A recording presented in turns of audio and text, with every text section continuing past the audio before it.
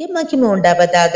பூமியில் தேவர்கள் என்று மனுஷரால் அழைக்கப்படுகிறவர்கள் சொல்லப்படுகிறவர்கள் அநேகர் இருந்தாலும் சரித்திரத்தின்படி வானத்தையும் பூமியையும் சமுத்திரத்தையும் நீரூற்றுகளையும் உண்டாக்கின பரலோக தேவன் ஒருவரே மெய்யான கடவுள்.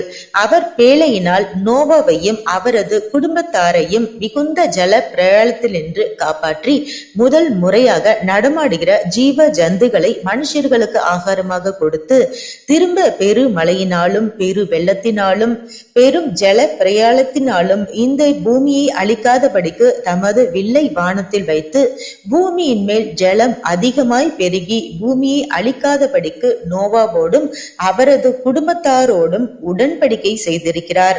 அந்த பரலோக தேவனுடைய உடன்படிக்கையின் வில்லை மழை குறிப்பிட்ட அளவுக்கு மேல் பெய்யும் போது நாம் அனைவருமே இன்றும் மழை காலங்களில் வானத்தில் பார்க்கிறோம். வேத சரித்திரத்தில் கூறும் பரலோக தேவனே மெய்யான தேவன் என்று நாம் அனைவரும் அறிந்து உணர்ந்து அவர் ஒருவரையே நாம் தொழுது கொண்டு அவர் ஒருவருக்கே சேவையும் ஆராதனையும் செய்ய கடவோம். God bless you.